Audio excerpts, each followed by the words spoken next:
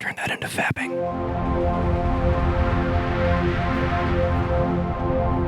So this is the week that Joker is coming out, a Todd Phillips adaptation of one of the most beloved characters to ever grace the pages of comic books, or in many cases, the silver screen. The discussion around this movie has truly gone all over the goddamn place. The last time I covered a controversial movie like this was Ready Player One, which was substantially less controversial because all that amounted to was nerds complaining that a nerd movie was coming out being made by a multi-million-dollar corporation, rather than by a true gamer who understood the passion and genuineness that comes with being a dork. Unlike that time, though, I assume this movie isn't going to be aggressively mediocre. You know, something that I'm going to forget exists pretty frequently and not really feel the strong urge to rewatch. But on top of that, the discussion around this is... shit's getting real. People are scared of this one. Ordinarily, I'm the person who rolls their eyes when the media blows the release of a movie this much out of proportion. And to a degree, I'm still doing that. Make no mistake, neither the fictional character Joker nor the film is an endorsement of real-world violence of any kind, but certainly making a lot of parents, I think, nervous about letting their kids go see this movie, given what it could inspire. And yet, at the same time, I get why it's happening. This is a character that's associated with one of the most infamous tragedies to happen in a movie theater, which coincided with the release of The Dark Knight Rises, which I've since come to learn doesn't make any sense because the guy never said that any of his motivations came from that portrayal of the Joker. The rumor has persisted in such a way that I referred to it twice in this video as if it actually happened, even though I guess it didn't. Media's fun. And I don't know if you noticed, but we're in a pretty divided time, culturally speaking. A lot of ideological warfare going on with neo-fascism and political correctness. They're so similar. Incel paranoia is at an all-time high. If you're fortunate enough to not know what an incel is, I'm just gonna shamelessly plug a video by the one and only ContraPoints. For me to make fun of you for not knowing what an incel is would be like me making fun of you for being a happy, balanced person. So watch it. It's a little long, but it's a very empathetic look at an overlooked part of our population that more often than not either comes off as pathetic or kind of terrifying. But they are people, and that's something that video keeps in mind. ContraPoints, huh? Yeah, who would have guessed that this guy was a fan of ContraPoints? Truly eludes me. Anyway, the point of this video that I want to get to is that this discussion around the Joker is totally congruent with so many other movies, which brings me to my grandiose statement that movies, especially really subtle and well-made ones, act as a Rorschach test that can reveal the moral and political leanings of the people who watch them. What do I mean by that? Okay, well, let's start simple with the movie that's semi-related to this one because it's got the same leading man, Her. This movie is a balanced look at exponential growth of technology in relation to the human condition. Spike Jonze did an amazing job building a believable, futuristic world that is so much like our own and makes a case that there comes good and bad things with technology, focusing on man's pursuit of company, even with such technological advancements as artificial intelligence, in a way that's artful, quiet, loving, and not at all condescending to the people who are watching the movie. It's kind of like if Black Mirror weren't constantly punching you in the face about how the robots and the phones are going to be the death of us all. It's a pretty good show. It just gets off its own ass sometimes. Now, with a genuinely rich movie comes an equally rich response to it. And bar stuff resembling, oh my god, he did the sex with the phone. That's weird. You can't sex with the phone. You can't make a movie about sex with the phone. Which, if I'm not mistaken, academics call being a basic bitch. You can get all sorts of hot takes about this movie. People who think it comes off as boomer bait, where all it's saying is phone bad, no good phone. Have you ever considered that technology might be toxic? Or people who are like, hey, I can really relate to that. I do get a lot of interaction out of my phone and I'm really grateful for it, but I still feel empty and dead inside. To the latter people, I see you. I think it's probably one of the decade's best movies. And to the former, please watch it. It goes so much deeper than that. I know there's a lot of media out there just trying to demonize something that they don't understand, but I assure you that film is for and about you. Just let it into your heart. Yeah, so that's one kind of barometer. Let's go on to a different movie. Do the Right Thing is, for my money, the best movie about American race relations that's probably ever been made, at least in terms of getting an emotional understanding of what can happen when shit hits the fan on that level. It hits every angle you could possibly want or need to cover that topic. Black people, white people, men, women, passersby, cops, Asians. And it's shot with a really vibrant style that puts a lot of emphasis on heat, because it takes place during one of the hottest days of the year, and anyone who's ever been outside, which ain't always me, knows that heat can aggravate and escalate things to a level that they maybe shouldn't go to. The response you can read about this movie, it's every bit as diverse and emotional as real-world tragedies. You got people who are legitimately pissed at what happened, you got people who are questioning why it happened, you got people who will just lick any policeman's asshole if he's got a badge, or people who will just call you a Nazi and then throw a hashtag at you that they saw on Twitter that day, and then they'll call it a day for trying to actually make a difference in the world. It's a really good movie, and you can tell it's really good by how heated it'll make the audience once they watch it. But let's get a little more political with something that might not seem political. High Noon. Great Western, Gary Cooper, Grace Kelly. I highly recommend just reading the Wikipedia page for this movie because it triggered everyone. It triggered the Duke because it presented the idea that the protagonist for a movie might not be a gung-ho dick slinger all the time. He might be scared he's gonna die. He might be a little bummed that the community that said they'd have his back no matter what don't actually do that. Came out at the peak of McCarthyism as well, so everyone was just like itching to punch each other in the face over whether or not you were a commie. Just read about it and watch the movie. It's really good. If you're conservative, you'll relate to it. If you're to the left, you'll relate to it. It's got something for everybody. Good filmmaking. This is all gonna come back to Joker, I swear. War movies. These are frustrating for me. An overwhelming majority of them are propaganda pieces.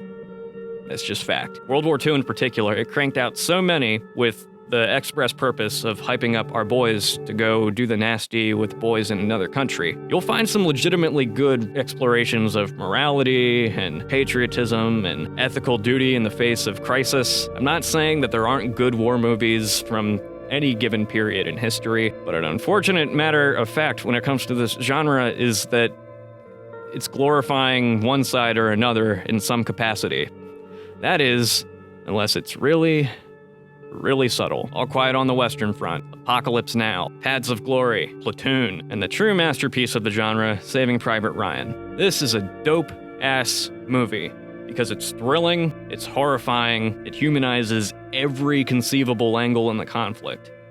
Yeah, even some Germans. All in a way that's like really exciting and authentic and real feeling. It set a new standard for action filmmaking of this kind, for better and worse, because a lot of Call of Duty games just try to look like Saving Private Ryan. It does the really tricky thing of making us the protagonists and hammering home the fact that we needed to win this war in order for good to prevail, without ignoring the fact that some soldiers are psychopaths who just want an excuse to kill people. Steven did it with Schindler's List as well.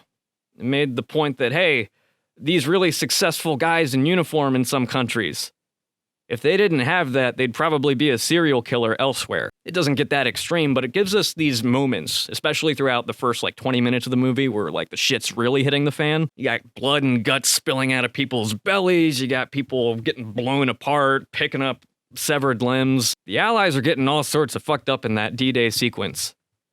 But equally disturbing are moments like, don't shoot, let them burn. Don't shoot! Let them burn!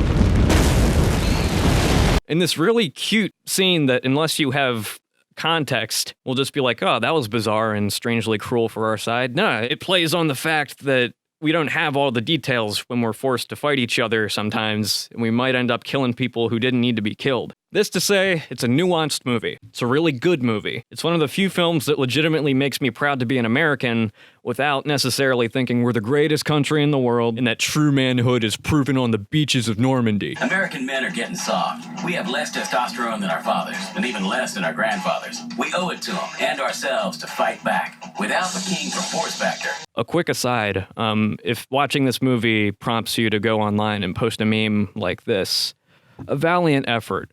I think it could be a little bit better. There you go, fixed it. You want to make sure you cover your bases with these things. Nugenics is a powerful man-boosting innovation. We can all agree that it's an honest and truthful story about making sacrifices on behalf of your home country. But what's really, really interesting are the hot takes that the movie will trigger. I can't believe that beta male wouldn't help his friend, even though majority of the movie showed that he's not a fighter, he's a more strategic and pragmatic guy who isn't necessarily built for killing a dude. Meanwhile, that's me. I'm not proud of it. I'm just saying that's who I am, and there's nothing I can really do about it at this point, so shut up. Now, let's take this a step further with the war picture. Full Metal Jacket. Unlike Saving Private Ryan, which seeks to absolutely drop your jaw with how authentic and lived in the action sequences are, Full Metal Jacket comes off as a fucking nightmare.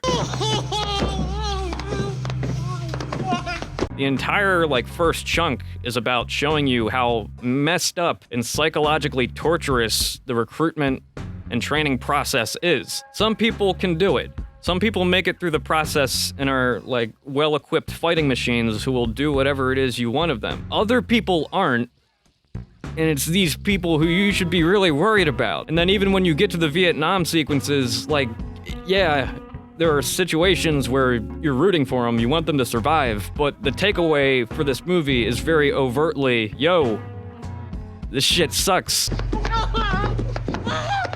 And on top of that, it's Stanley Kubrick. Every other war-related movie he's ever made is all about how absurd everything is. So, my point is, there's really little reason to walk away from this movie with any other lesson than, we shouldn't do this. But does that happen? Do it! Do it! Arlie Ermy. One of the most iconic performances in probably any movie ever. He's funny, he's memorable, he's charismatic, and he's applying practices that he actually used or saw get used as a drill sergeant. He's a counterpoint to the Vincent D'Onofrio character who's showing you the product of dehumanization. He's the dehumanizer. In some ways, he's kind of the villain. And yet, the military loves this character and uses him as a model for actual drill sergeanting. In 2002, the Commandant of the Marine Corps signed an order promoting me to gunnery sergeant. So, I continue to proudly wear the uniform of the United States Marine Corps. Doesn't matter how good a movie is, or how overtly it's making one statement or another. People are gonna see what they want to see in this movie. Sharper people watching this probably know what I'm getting at, so let's go back to Joker. Who are some of its immediate peers? I don't know. Clockwork Orange, The Dark Knight to an extent, Taxi Driver. These are movies that notoriously have really horrible shit attached to them. Clockwork Orange had copycat violence that happened after people saw it. The Dark Knight Rises had a really horrible shooting associated with it. Just want to say again that this is in fact a rumor. Sorry, Past Dylan. Taxi Driver inspired presidential assassination attempts. And I'll focus on Taxi Driver because that's one of Joker's most notable influences. Todd Phillips really has a hard-on for Martin Scorsese, understandably so. Urban isolation. A lot of people go through it. A lot of people have gone through it. And people to this day, myself included, really latch onto that movie because it really does hammer down where your mind goes when you don't take care of yourself and when you don't get the love that you feel like you're entitled to sometimes. Scorsese and the screenwriter Paul Schrader, their point was to highlight the evil that can spawn from that. You'd be hard-pressed to find more disturbing comments than stuff written under the more violent parts of this movie.